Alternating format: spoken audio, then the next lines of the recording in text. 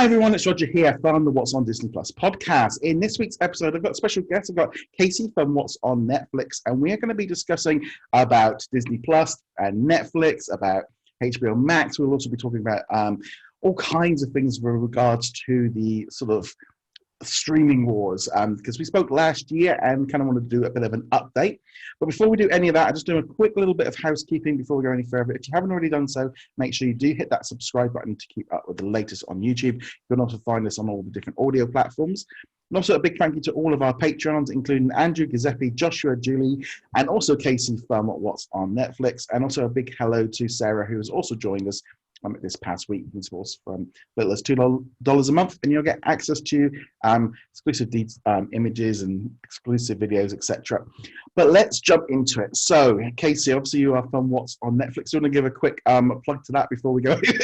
Yeah, sure. So we basically do the similar sort of thing to you. We sort of cover all the Netflix news and what's coming up and leaving.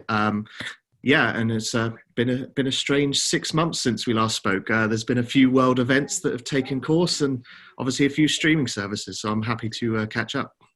Yeah. So the thing is, obviously now we've got Disney Plus all launching. So have you actually got Disney Plus, and what do you think of it? Yeah, I do. I got the year up front because, I mean, at the price, you just can't squabble at it, really. Obviously, we wanted to watch Mandalorian legally here in the UK, so it was nice to jump into that. I'm not too keen on the weekly episodes, which perhaps we can talk about in a little bit. Yeah, because that's definitely been something that's changed in the last few weeks, really, about that one. So as far as sort of Disney Plus, what's been kind of like your favourite stuff so far? It's been nice catching up with the Mandalorian and checking out what's new there. I haven't dived into too many Disney Plus originals because I don't think I'm the target demographic for them. Yeah. But it's nice having Pixar at your fingertips, and obviously all of the Star Wars. It's nice to have them, with the exception of the Disney Star Wars films, which I'm not a fan of. No, and I think the thing is, especially like the Disney Plus originals, are some of them, especially again, and I mentioned this before with James. Obviously, our age and things that have a difference, but also with us being both in the UK, we kind of are used to different, especially I think like with reality shows and so I think definitely the reality show, we've got a different format that we're used to over here. So I always kind of watch them kind of going, oh, it's a bit sort of, you would never see that on our television over here. No, and yeah, as I say, on the flip side of that, I mean, you've got to remember that The Mandalorian is a one-off special, so it's hard to compare everything to The Mandalorian because it is just such a different show. But all the announcements that Disney have got going over the last few weeks, all the new shows they've got in development sounds really interesting. And it sounds to me like they've changed tack. Rather than having sort of 2 or 3 big shows in a year, it sounds to me like they're trying to build up a weekly schedule where they've sort of filled it out, such as how Netflix works, really, where they're filling up with 4 to 5 originals nearly every week. So it'll be interesting to see. It was definitely kind of like this weird thing of like they had the whole launch and then they had, they had the big ones. And I can't help but feel like the problems with Disney Plus, especially this year so far, have been because of shows like High Fidelity and also like Love Victor and a few other ones being shifted last minute off to Hulu because they didn't quite think it fitted Disney Plus, which then left a massive gaping hole in their drama side of the platform. Yeah, sure. And as well, you've got to remember, we'll talk about the COVID disruptions in a sec, but obviously the 2 big Marvel shows, they look like they could even be moved out of 2020 at this point, which means that basically in year 1 and 2, you've the big shot originals is still The Mandalorian, which is I mean, there's been kind of some talk this week about whether or not with the Marvel shows, whether or not they might actually split the seasons into 2 and kind of go like on a hiatus, maybe give us like the first 3 episodes of Falcon and the Winter Soldier when it's supposed to hit, and then do some more. They are supposed to be doing some more filming in July. I think that's kind of seems to be the word going around. Yeah. So they might be back up and running. And it's like if they can push that back, The Mandalorian they did all their filming, that's going to be hitting on time. But this is going to be hitting everyone for I think for probably at least another year yet. Yeah, so when we're looking at Netflix shows, it really looks like it's the sort of tail end of this year, like the sort of December releases. I know a lot of the Christmas movies that Netflix have finished up already were done last Christmas. So most of the seasonal stuff Netflix sort of builds up for a year in advance. But really, when you got to look for with Netflix stuff is sort of like their big Q1 2021 and into the summer. Sort of The Witcher has been delayed. Stranger Things, we still don't know what's going on with that. Although I believe that, as you said with Winter Soldier, that it could be split up into sort of a Christmas special, just to get something out. Yeah, because I was going to say, because this is the whole thing now. Obviously, we've had the HBO Max launch in the US this past couple of weeks ago. Got Peacock coming up anytime soon. How have you felt like over this last 6 months from the Netflix side of things, of how all of these different streaming services have impacted on Netflix? To varying degrees, I think. I think long term is where we really need to look. I think short term, you can't tell too much disruption. I mean, just based on our traffic. I mean, Disney Plus had sort of a week where it sort of dominated the headlines, and it's sort of gone back. I mean, Netflix has sort of constantly brought out new content that dominates the headlines. I mean, this weekend, 13 Reasons Why is at the top of the trending list, and obviously Tiger King took away from that. So I really think that new content is what's driving Netflix forward still. And I do think that's a detriment to Disney Plus at the moment, which has obviously got a fantastic back catalogue, but the new content is really what drives people. Just talk about it weekly. I mean, I'll be honest. I was completely hooked on Tiger King, and I binged that in a couple of days. I loved it. It was one of those things. Yeah. It was completely bonkers. But this is the thing: is I think it's FOMO too, right? Yeah, it was. It was just like one of those shows where you're just like, and there's so many people have like, you need to watch it. And like, my mum was like, no, it's like, you just watch it. You need to get past the first episode.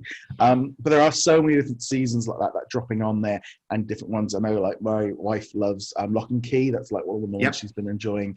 And I think that's different. Netflix has just been able to hit those originals. The only thing I think that is starting to hit is those big blockbusters are going to start drying up, not just from Disney, but from everywhere. I mean, literally, we just watched Justice League the other day on Netflix because it came up in the and me and my wife, we looked at each other and went, have we seen that? I'm like, I don't know if we have. I can't remember it. That was how I was like, well, it can't have been good if we can't remember it. And then we're like, we watched it and go, that was okay, because obviously all the talk about the Snyder cut and all the rest of it. And I got to the end and went, I still don't know if I remember. I think I vaguely remember some of it, but some of those things with Netflix, those movies come up, and I kind of miss that. Kind of miss that thing of those bigger movies hitting on Netflix like they used to. Yeah, and I think this is where the global landscape is going to change a bit. I think the US is obviously seeing everything happen in real time. So obviously Disney is slowly moving off. I still think Netflix still has the pay to windows. In some instances, but and HBO Max as well has got some of the 20th Century Fox ones, so that it's all a bit disjointed, and you're slowly seeing everything break apart.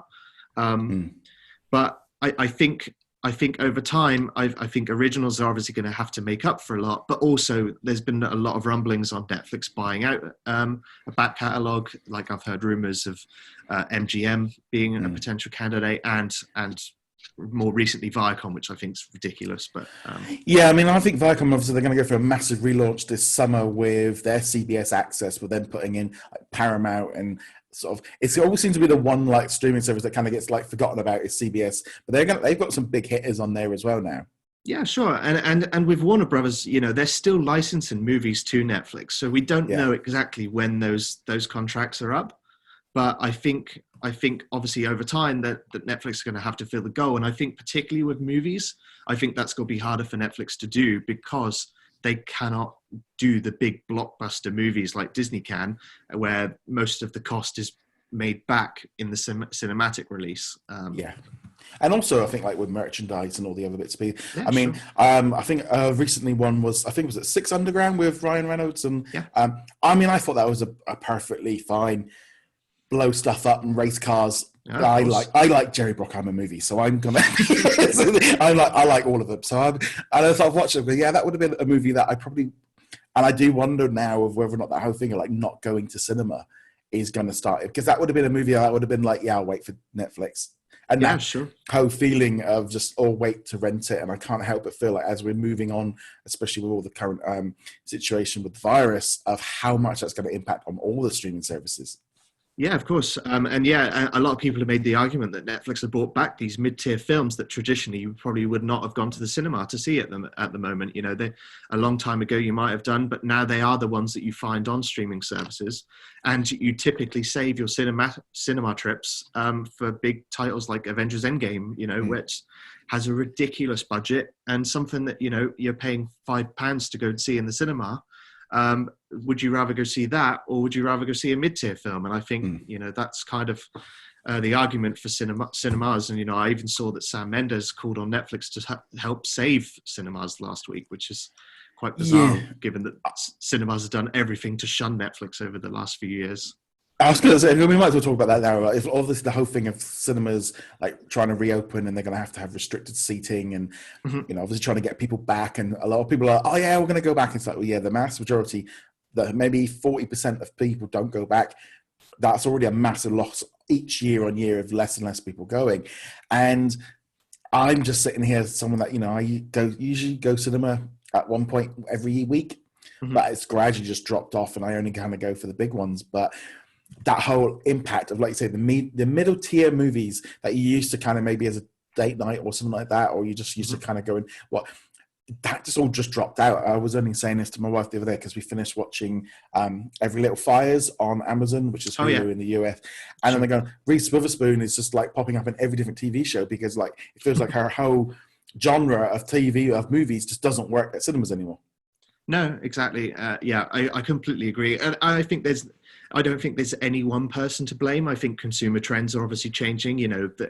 That's happening everywhere with cable dropping off, and just people's cinema viewing habits are changing. And I think, it just depends how you adapt to it. And I don't know where that lands with COVID, because it's basically tossed a grenade in it all. Yeah, I mean, I think it's speeded it all up. I mean, I know Netflix and Disney Plus have all benefited from all of that. And I mean, the fact that at one point Netflix was valued on the stock market more than Disney for a few days was a bit like, okay, yeah. It's like, because as the entire stock market went, there's nothing open, only Netflix.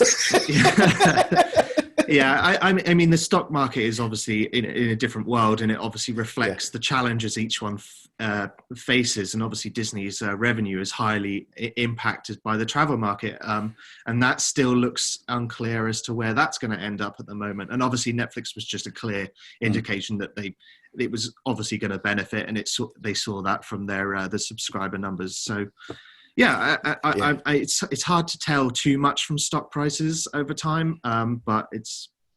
Well, I mean, it's that same thing as well.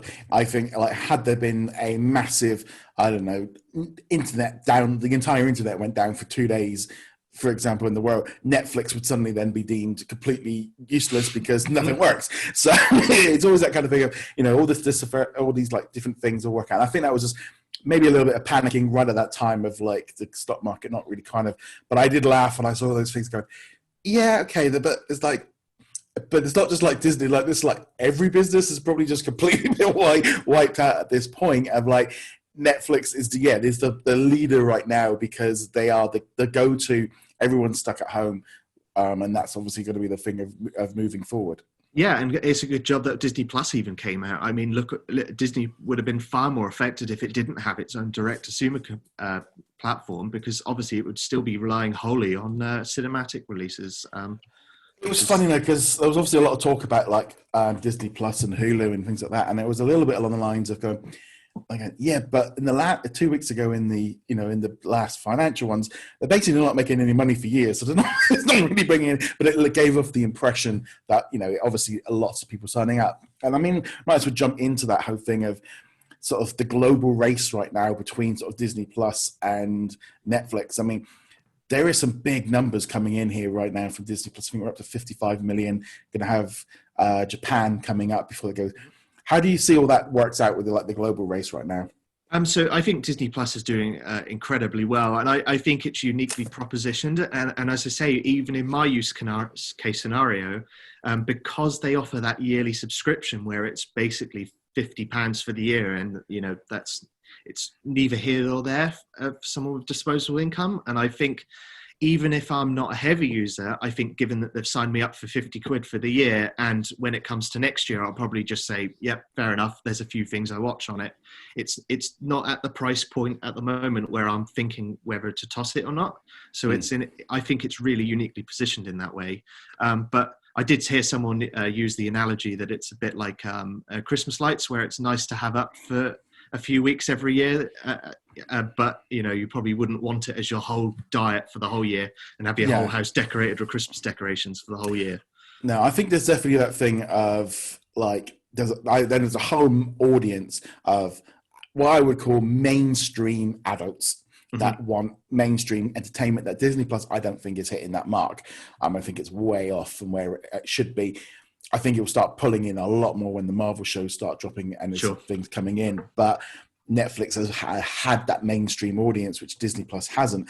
However, there's this massive thing as well of families. Them just of course, absolutely, yeah. It dominates the family, and obviously everyone's playing catch up. I mean, HBO Max launched with a relatively small amount of Cartoon Network shows, and we'll get into HBO Max because I think their situation is very different to Disney Plus, because they're sort of Disney Plus has already well established all their contracts, whereas HBO Max is sort of slowly building up over time, and it's an evolution as opposed to a brand new product. Yeah, it is. Yeah, but we are seeing Netflix, build into their children's content. They're constantly picking up huge YouTube channels that most people don't seem to pick up on. For example, Coco Melon, which gets millions of views on YouTube, is now coming into Netflix. And obviously Netflix have got access to all the Narnia content, all the Roald Dahl books they're doing. They are definitely heavily investing into it. Yeah, I think it's kind of one of those things. You need the kids' content to kind of keep that part of the entertainment thing. Sure. Because I feel this is that whole kind of thing of in some ways, Netflix and HBO Max and stuff, they've kind of got this. Everyone has, there's something for everyone. Where Disney Plus, I know they say it's for 4 quadrants, but it's kind of like, there's a big chunk here, and this stuff is sprinkled out. And I always kind of go back to the fact of had Hulu and Disney Plus been one, it would have been an entirely different beast. Sure. But obviously I've sort of tracked Hulu over the years, and it's sort of hard to see how they are going to expand internationally. I think the contract situation is going to be very hard. So just for the UK, for example, I think they're going to have to do similar sort of HBO Max, where they sort of work with an additional partner. For example, Netflix just got Modern Family over here. And to me, that would have been a perfect addition to Disney Plus, because it's clearly family oriented. So I'm not sure why that came over to Netflix. That was a really odd one, because it's that kind of feeling of like how Hulu could work internationally, because Freeform isn't a brand here, ABC isn't a brand here, FX really wasn't really a brand. All those big core components weren't really a brand here. So that's it. I mean, things like Modern Family, that was one of the most bizarre things when I saw that come up on Netflix and go, Modern Family? And I think as well, and I don't know if it is an international difference as well, and I like obviously with us in the UK, but that's like a TV show that airs in the middle of the day on Sky. So I put that into that kind of, I've always said it's like with The Simpsons, but we have a different view of it because of how Sky program it as just like afternoon telly. Yeah, sure. Yeah, it's strange. So it's hard to see how Hulu is going to launch internationally. I think they said they're going to delay it for a few years. But in the UK, I mean, it's hard to see, because HBO Max seems to be never coming out here, as far as I'm aware at the moment. They've just renewed up with Sky, and that's your lot. So I still believe, and I still think this is going to be the thing of, as much as they can, they're going to put on Disney Plus, and then they're just going to license out stuff.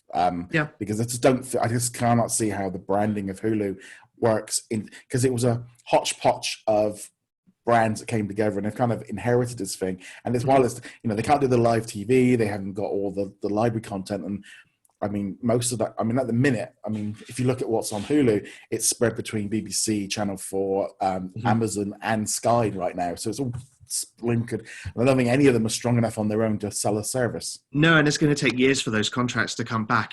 Disney Plus was clearly different because they owned it, whereas Hulu, they don't own quite a lot of their content, particularly internationally, where they're distributing differently.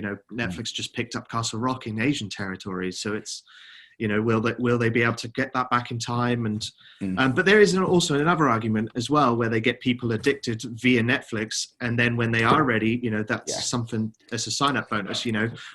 Would Friends be as big of a bonus to sign up for HBO Max if it hadn't been on Netflix for the last 5 years?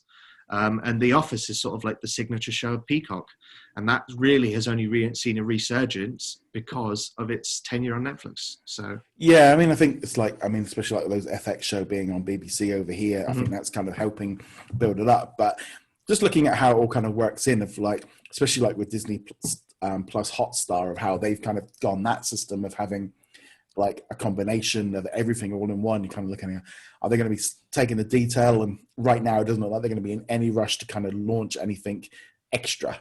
And when Modern Family went onto Netflix, I'm going, yeah, that is probably a year deal. Just get some money in and get rid of it. Yeah, I mean, honestly, it's probably mostly speculation on our part, but it's still strange when Disney Plus surely was an option. But on the flip side of that, if it wasn't available to US subscribers in the UK, Disney Plus got it. Would that cause outroar? Because I think people have got used to the fact that Netflix is different in different regions. Yeah. I mean, as far as like, there are some differences. A lot of like the Fox movies, like all the X-Men movies, they're much more international, except for the US. US in some ways actually gets the raw end of the deal. There's a lot of content that, like, Australia seems to be the best one right now. They seem to be getting the most. But yeah, there's a kind of this weird thing going on, I think, obviously with the HBO deal. But then we've got this weird deal over here right now with Sky and National Geographic, because suddenly all the National Geographic stuff went on to Now TV instead of Disney Plus. And they're going, was that the trade-off? Was that The Simpsons or National? That's what it felt like. And Sky still carries most of Disney stuff, right? So yeah. I mean, there was a kind of a deal done of kind of going, we'll share this for a bit. But yeah, it's all very interesting to see how this will work. Now we are 6-8 months down the line, and how it's all going to spread into like Latin America and Asia and Africa. And I think those Disney Plus numbers are really going to fly up once we get into sort of just everything that's going on. Yeah, sure. Yeah, and it's been interesting watching it all happen. I think Peacock is the next one, although that's kind of soft launched in the US. Yeah, it has. Yeah, it has. I think it's out on soft launch, which is kind of scary. If it's out on soft launch and no one's talking about it, that's kind of odd. Yeah, and even HBO Max to some extent. I mean, perhaps it's because my region, we're in the UK, but it doesn't seem to have hit the zeitgeist just yet. But as I say, I think it's an evolution of the HBO product as opposed to something brand new. So it's just HBO meets much more, as their slogan goes. But it's really cool. But one thing I would say on HBO Max's point is something I've noticed is although they split up all their brands, there is significantly lacking in sort of the Adult Swim section, the Cartoon Network DC Universe, and what was the other one? The last one? Oh, Crunchyroll. Yeah. And I do wonder whether they've sort of pegged themselves into a corner, because obviously they want to upsell people into those DC universe. So if they put all of their content into the HBO Max basket and ask for more money potentially, and they're already the most expensive on the market, have they pegged themselves into a hole?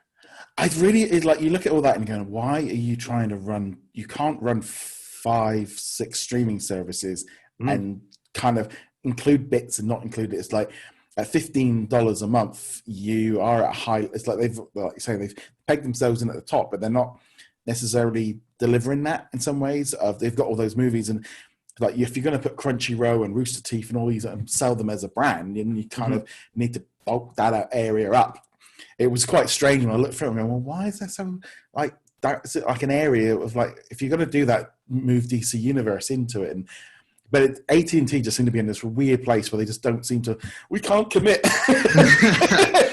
but I mean, they're going to have to eventually, right? Because I don't think they can sustain these services on their own. I think it's going to be the case where you've got these sort of 5 big ones, a few niche ones in the corner, and again, as I think when we spoke about it in September, it's really services such as sort of like your AMC's, the Stars, where do they have enough value compared to the big boys, where, if you group Disney Plus and Hulu together, you've got a wide catalog, and similar with Netflix, although that will be in 5 years' time is anyone's guess at this point. And HBO Max, with the clout they have, does a small provider like AMC or Shudder or any of these smaller ones really have enough value to I don't think there can be as many as there are. I think at the minute they're all flooding out, trying to work out what's going on.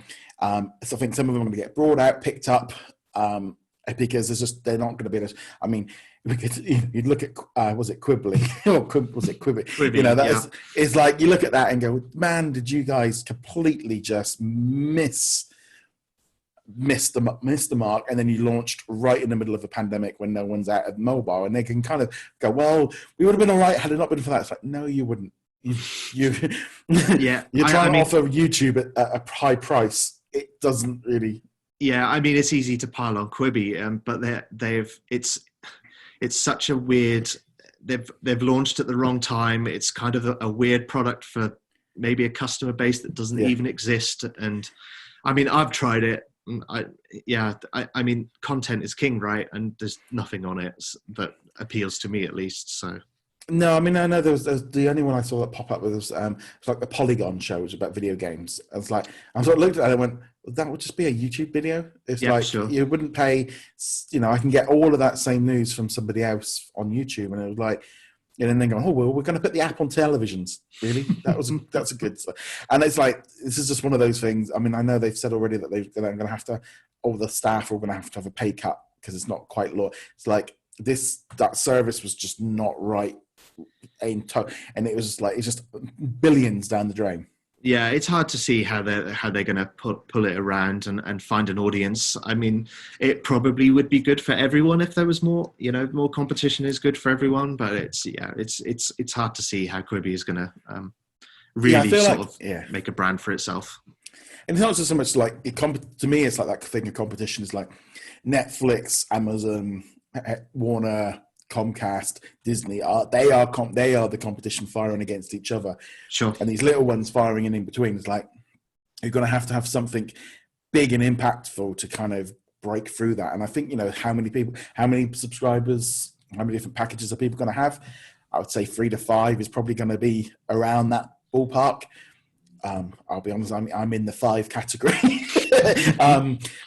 but. There is that kind of thing of like, we've had like BritBox or something like that's launched over here, and the UK market just literally looked like it looked at it and went, no.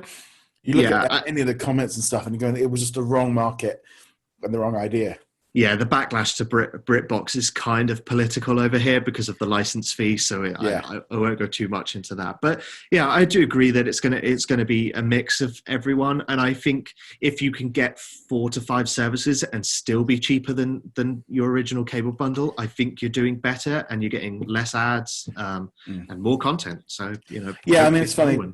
We were looking to move house soon, and we were like let's have a look and see how much Sky is costing. And you're looking and go, oof.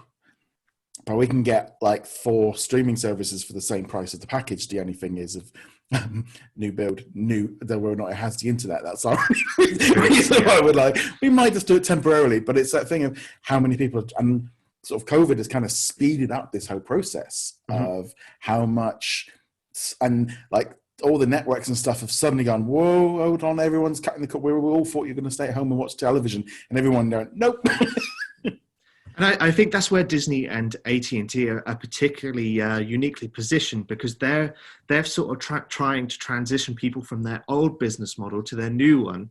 So in a lot of cases, they've actually got more money to spend because of their old revenues, and they can sort of pump it in and try and build up to compete with the new world, because I think it's famous that Netflix doesn't make much money on its own. So, but everyone's clambering to get the same product out there. So it's kind of, I think this is where it's heading. I think as well as that is that realization that they actually don't need the middleman. They don't need the cable networks. They can do it. And essentially, I think they were all feeling in the line of, they didn't necessarily want Netflix to have all the power, become the new cable television, new cable network. And I think that was what the big issue was, of just how they can keep all of these things going. Yeah, and I think Netflix saw that fairly early on. I mean, their originals, I think by last count, there's nearly 1,700, and nearly, I don't want to guess how many because we're tracking so many at the moment, but there's at least 200 more to come in the sort of next 6 months. So it's incredible how they're transitioning. It was originally 5% originals, 95% license, and I think we're at about 25-75 now. So over time, obviously, they're going to try and replace that wholly, but that's basically what HBO Max is doing. Because some of their content is going to be removed over the years with the 20th Century Fox deal,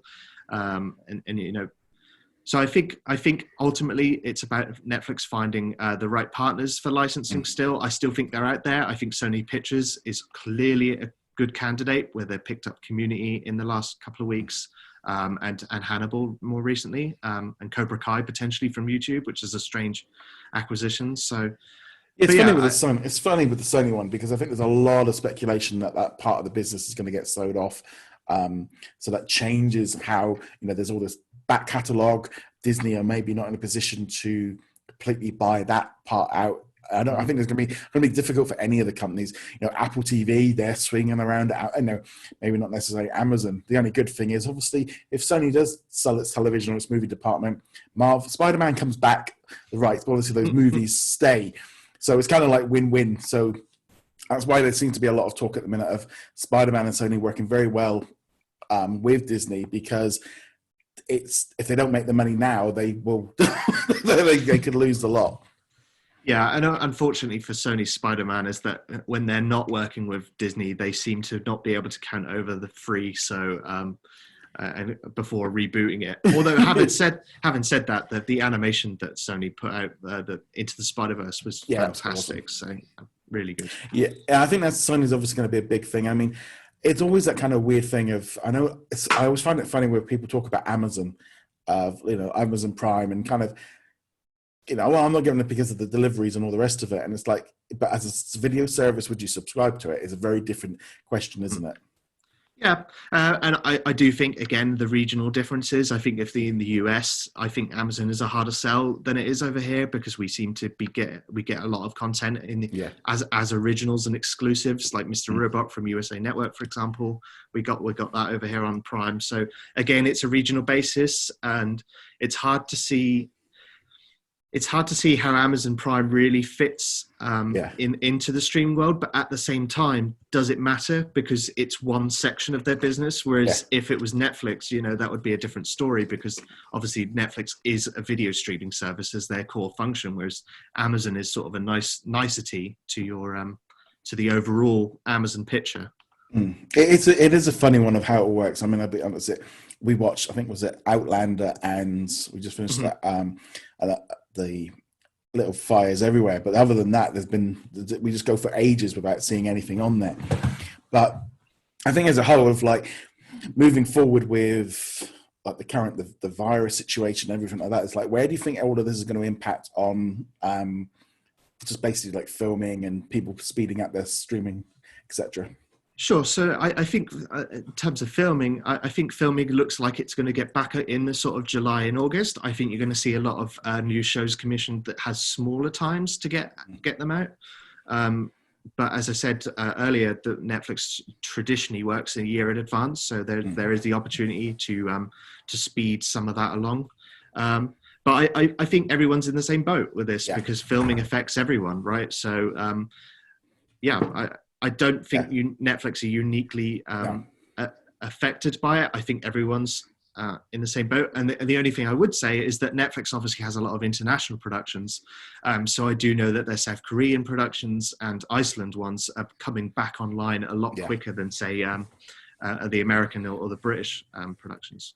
Yeah, I'm predicting we're going to get a lot of quiz shows, a lot of documentary series, a lot of quick turnaround. I think the high-end drama. The only good thing is there seems to be a lot of, I mean, I don't know what's like in the Netflix, but in the last couple of months with Disney, it's just felt like, right, we're all set at home. Let's all come up, do some brainstorming and come up with ideas. It's just like, ideas are just of like, this is in development, this is in development, this is in development.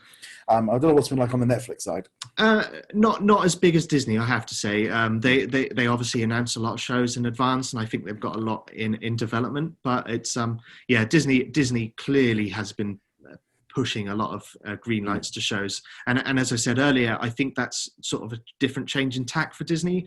Whereas as they learn the numbers and they want the people to be engaged every week, I think back catalogue alone cannot service that. And I think over time, they really do need to be pumping out more originals, because that's what people tune in for every week. Yeah, so let's speak of the Disney Plus originals right now, because obviously we always made this big thing about Disney was going with the weekly route, whereas Netflix was dropping the whole season at once. Mm-hmm. And that was fine. It was going along quite nicely. Some weeks were a bit drier than others. And then they went to the stage of, we're going to launch a different original each week to kind of spread them out rather than all at the same time. Like, okay. And then in May, they went, now you're going to get the whole seasons at once. And it's like, okay. And then the next show was, you're going to get them all at once. And then the next one was, you're going to get... Okay, are you abandoning the weekly system? Is it not working right? It's like, so how do you feel of this whole like weekly versus the drop?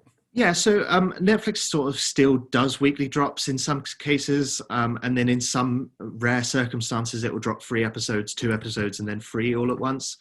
And I think Disney is realizing what Netflix has, where some shows will have different impacts on how they release. So I think The Mandalorian clearly makes sense to keep that as a weekly, because that is something people are going to tune in for. Whereas cooking shows, the likelihood is you probably want to binge them all at once or watch them on your own time. Yeah. And it's less zeitgeisty, so it doesn't matter if you watch them out of order. So I think it's a learning pattern. I do think that a lot of people are wrong for saying that Netflix got it wrong with a binge sort of model. But I really do think it comes down to the individual show and who it's targeting and sort of the watch habits of that genre. Yeah, I mean, I kind of fall into like 2 lines. For example, we had Prop Culture drop. We had all like 8. And that was a show I was like, I did kind of binged a lot in a couple of days. I was like, okay, I really enjoyed that. Tiger King, Netflix show, watched it all in a few days. Mm-hmm. I also did pretty much in about a week, we did the Little Fires Everywhere recently on Amazon. So we have a tendency to do it. But at the same time, there's that kind of thing of the weekly drop keeps the conversation going. Because I remember when like Stranger Things came out last year, I've been enjoying that one since that first season. But it was like, weekend, 2 weekends, and then it wasn't really discussed again on this like Space Force. I think just dropped recently this week on, is there going to be that momentum, or it would just be a 1 weekend and gone kind of thing? Yeah, and that's why, as I say, it's a case by case, and I do think that there is a case to be made for Netflix to release some of their bigger shows, as you say, weekly to keep the conversation going, because it clearly worked for The Mandalorian. It clearly worked for shows like Game of Thrones. Whereas other shows sort of peter out on a weekly basis. So I think if you restrict it to your blockbusters, ones that you want to dominate the conversation, then absolutely. But again, case by case. And I do think that we're going to see it constantly change, as you and James discuss every week, just because everyone's learning, right? This is a new world. So I always just remember it was like with Daredevil when that dropped on Netflix, it was just like, yeah, and then they dropped the whole of the Defenders, and you're like, I don't want to be spoiled. I've got 8 episodes to watch, and they're just like, you got to try and no, that's where I liked it. I mean, I felt like The Witcher would have been probably good as a weekly drop to kind of keep in with that one. Just going back to the Marvel shows for a sec, what do you think is going to happen to them? Do you think Disney's going to basically reboot them, or well, I think continue? I think the trouble is they're in a catch-22 of if they reboot them into the MCU, it's going to look bad for them in some ways, but I think they'll get around it in other ways. But then in the other way, like Charlie Cox was so popular as it, but if they water it down for Disney Plus, it might be more noticeable. And also, what are the rights for those, while Daredevil comes up in 6 months that they can start using it, like what happens with those existing shows? Are they free to move to Hulu? Does it going to complicate things? I don't know. It's strange because I enjoyed them, but I did drop. I still haven't finished Luke Cage season 2 or Iron Fist season 2 or Jessica Jones. I've got them all like halfway through, and I'm slowly working my way through them. But they just kind of fizzled out. And I do think to an extent, because they're over, I do think that the commitment that you have to even go through them at the moment is sort of lost a little bit. Game of Thrones is a good example. After the season 8, which was a pile of doo-doo, that kind of zapped my A, my enthusiasm for any prequels coming up, and B, to rewatch it because you know where it ends up, but it's not that great. I'll be honest, I've watched season 1 twice because the first time I watched it and we were like, we'll carry on. Went into season 2 and like Game of Thrones and going, I could probably carry on. And like lockdown came in and going, you could be off for a few months. And it was like, I'm not that desperate yet to watch Game of Thrones. I am not watching it for a third time. And it was one of those things of, it's strange because that one kind of was like really popular and it just kind of like, no, didn't hit it. And I don't know with the Daredevil and Luke Cage and stuff I think the actors I think it would be good for them to be raw. I definitely think it makes sense to bring them over to the MCU because they're established, but at the same time, maybe Kevin Feige now will just be like, no, we are restarting again. Or just recast the actor and just do it. Yeah, because it was in the old Marvel TV world, wasn't it? Which basically no longer exists. So yeah, I don't know what's going to happen to that. I don't think there's a right answer. I think it's going to be messy whatever way, and part of me thinks that they might be best just leaving it for not a generation, but maybe a decade or so before bringing them back. I don't know. I could very easily see, maybe like, Matt Murdock turning up in a Spider-Man movie and kind of doing it that way. They seem to have going in that line. The trouble is like watching it back lately of kind of like they mention what happens in Avengers and they mention it's kind of interconnected, but at the same time it does feel like they've gone, right, okay, we'll get rid of a lot, but at the same time maybe in 4 or 5 years they turn around and go, Daredevil, Disney Plus series, brand new actor, sorted. But I don't know, it definitely feels like that could be the thing of moving forward with brand new Disney Plus sort of shows, all new actors, and just reboot it. Yeah, I think it could go either way, to be honest. I don't think there is a right or wrong answer. It's just interesting to hear theories on it. Yeah, I think Daredevil was the best. Easily. And I really enjoyed Jessica Jones season 1, but it never kept that momentum going. That second season was really sort of... David Tennant easily made the first season, didn't he? And they just kind of were like, no, that's not going to work. So, and I don't know if they're going to have to tone it down so much to get onto Disney Plus. But it couldn't work in with Moon Knight, and they could kind of go in through that way. But yeah, I don't know. It's such a strange thing with that whole, and it's amazing how those 18 months since those shows got cancelled is already gone. I was like, really? 6 months? Right. I remember writing articles about this and went, they won't be available for 2 years. Yeah, and clearly, I mean, Netflix have clearly know superhero content works, and that's why they've got so much in development. I mean, I'm doing a big post on the Millarworld content at the moment, and there is a lot to come from that. And I do think that the Millarworld stuff has the potential to sort of compete with the likes of DC and Marvel, at least in the TV front, anyway. And then they've got Dark Horse Comics. They've just released the Last Days of American Crime yesterday, which is a comic book adaptation. Don't waste your time; it's rubbish, but it's Yeah, I think for me, I've just found that as a whole with the superhero stuff, everyone's just making too much. And this is not just me going, I don't like the DC stuff, because I stopped watching the DC stuff because I think it was about season 4 or 5 of Arrow. I just got. And I was watching it a week and it was like, okay, there's 4 a week. I can't keep up with this. And then it was like, no, I'm not going to bother. Because were they on Netflix over here? I can't remember. Some of them were. Some of the, I think Black, is it? Yeah, I didn't like that one. And then Black Lightning, sorry. Yeah. And then we started watching Catwoman, Batwoman, and that's not very good. And then they got rid of the main actress, and you're like, well, I'm not carrying on with that. Yeah, I think the CW shows are very different. I mean, they're clearly built for a network that likes to stretch their seasons out to 22 episodes, and when you do that, you're inevitably going to get a lot of filler. So yeah, we did watch the Umbrella Academy on Netflix, and I was a bit like.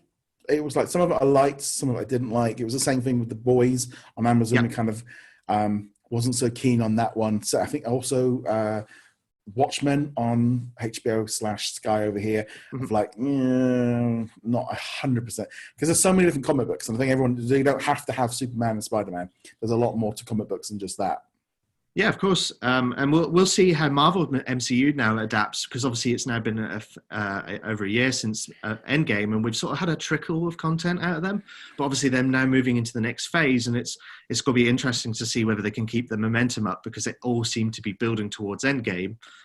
Can they now build on top of that, or are they basically starting again? It feels like at the minute, it seems like they're kind of going, right, okay, we've got all these new movies, all new things. We've got a whole new load of characters. We're going to let all of them have some time off. And I don't know if like having this extra wait till like, obviously like November for Black Widow, it's kind of given everyone a breather. Almost like a natural way of kind of going, well, we've had now, I mean, what's it? Far From Home was July, wasn't it? So yeah, so we're nearly coming up to a year now where we've not seen any new MCU content, and that's sometimes not always a bad thing. I think they needed to do that with Star Wars, but in some ways we were ready for Black Widow. Yeah, it's going to be interesting to see how Disney really handles Star Wars, because obviously I wasn't a fan of the trilogy. It clearly made buttloads of money, so I cannot, I can't pass judgment on that. But it does seem to me where Star Wars flourishes is when you give passionate creators such as Dave Filoni and Jon Favreau their own sort of piece of Star Wars that sort of sits outside, I think. And that's half the trouble, right? Because the prequels, a lot of people hated on them. I do think that Star Wars is sort of boxed into its original trilogy a little bit, and it's better to work outside of that rather than tarnishing or potentially tarnishing the originals, because obviously they hold such a special place in people's hearts. So I feel like The Mandalorian was able to tap into what the original trilogy was without kind of altering the effects of it. And I definitely think the way it seems to be going forward, all the news coming out about The Mandalorian season 2 and these other seasons, it's all about basically, it looks like, we had the really popular animated TV series and we realized that they're really cool characters and we're going to make them into live action. And it's like, just do it. You've been sowing this seed for like 10 years, 50, like you might as well go for it now. Bring Ezra and Thrawn and, Ahsoka and everyone into the mainstream. Yeah, Star Wars is a cool enough universe that you can make your own stuff up in it. It doesn't need to constantly rehash stuff. And I think that was one of my major criticisms is they, with Luke Skywalker's character, they kind of changed who he was to an extent. And I think if you grew up on that, it's kind of like seeing your childhood hero die. Yeah, I always find with Star Wars, it's a really odd one because for me, being a kid when I was born just like a week after Empire Strikes Back. So I'm in that zone of like, I grew up on Return of the Jedi and then leading straight into the Ewok movies. So I grew up on the original movies and then you had some really bad animated stuff. Or sort of the Ewok movies I had on VHS. And then we had the prequels and I was at university and everyone hated them because they weren't like the originals. And it was always that kind of thing of the prequels are horrible, and then suddenly, like in the last 5 years, suddenly everyone's going, oh, the prequels are great, and the Clone Wars and all that, and everyone, the new ones are rubbish. We had this before. I've done this already. Yeah. I think going into the new ones, I was much more in line of just going, you know what? I've already seen all this, like been thrown up in the air, and I've already gone through this and lived through this once. I'm just happy to do Star Wars. Yeah, and I sure. was much more. I mean, I'll be honest. There's a whole other issue with Last Jedi, and that has an impact going into Rise of Skywalker because of how. I'm gonna be honest. They needed the same director to have had one. They needed to have the three as a movie. Yeah, that middle one just doesn't work now when you look at the three altogether. Yeah, it was incoherent in the long term, and it is a generational thing, right? Because I grew up on the prequels. Clearly, looking back, Episode 1 in particular had a lot wrong with it. But I think it is a generational thing where you're going to dislike them touching your childhood, and I think that is what it comes down to ultimately. Yeah. I think with Star Wars, they'd already done it, so I was already like, "It's fine." I was like getting into getting into the Clone Wars animated series and Rebels and stuff, and watching them all on Disney Plus. Of just like, just really getting into it because I play like miniature Star Wars games at my local games club. I'd got my full geek privileges at that point. My mum went, "You really have gone down to that level now where you're now playing miniature games." Like, yeah. And who cares? Yeah, exactly. I'm not playing everything. I just want to get going again. And it's like everyone's talking about the Clone Wars and all these different characters, and we're playing all these games of all these clone characters. And I'm like going, I don't know who these are. I don't know what they're. So I watched pretty much the whole of Rebels and Clone Wars just because all my friends at the club were all, that little bit younger than me, talking about Clone Wars with so much passion. And I'm going, Oh, okay. It's like we never had this because like, everyone when it came out of uni hated it. So it was not really, but it has been fun just kind of going back and watching them. And I can't help but think like the animated systems are the way to move forward for Disney Plus because I think there's a whole market that Clone Wars really itched. Yeah, and it's strange because obviously they keep announcing live action remakes, whereas in my opinion, you know, some of the animated stuff, you know, I'd love to see Disney Plus go back to hand drawn cartoons. I think there is absolutely a market for that, even if they're shorts.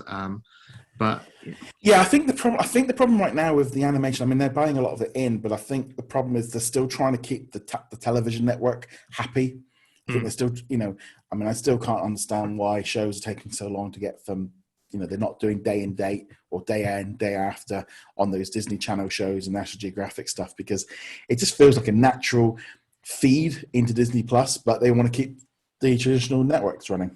Yeah, and keep the revenue there. And I think that's, you know, they don't, and this is the big thing with Peacock that's coming up is that their product in particular is designed to not take away from what the customers they already have and not be a sort of a revolution as such.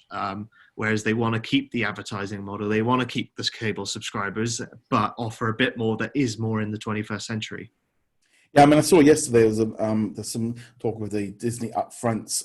They want to start advertising Disney Channel adverts with Hulu and start combining them and start selling to advertisers. Right, you get Hulu adverts and you get Disney, and just kind of the whole way of them moving forward. I think the whole COVID situation has just speeded up the process that they need to get a wriggle on and sort it all out.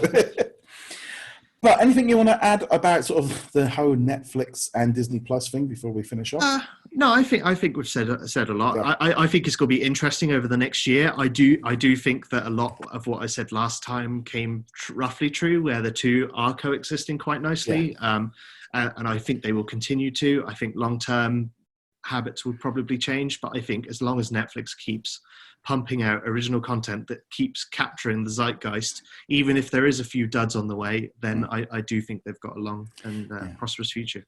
So you mean Disney Plus isn't going to kill Netflix off? Not yet. Unless they buy it. It was always funny when everyone was doing all those. It was like that constant theme of just going. Of course, now it's like a multi-arm race and all the things, but it was always that kind of thing of going, yeah, that's not really how Disney Plus was. It's like you're not reading what was on there. It was like, yeah, there's a massive audience that's not going to be interested in Disney Plus. Yeah, I mean, again, they can all coexist, and as long as they keep offering something unique, and clearly Disney Plus does that, then yeah, they're all free to keep going. Right. Okay. Well, we'd love to hear everyone's thoughts on the battle between Netflix and Disney Plus and everything else. Let us know in the comments below. Kasey, where can they find you?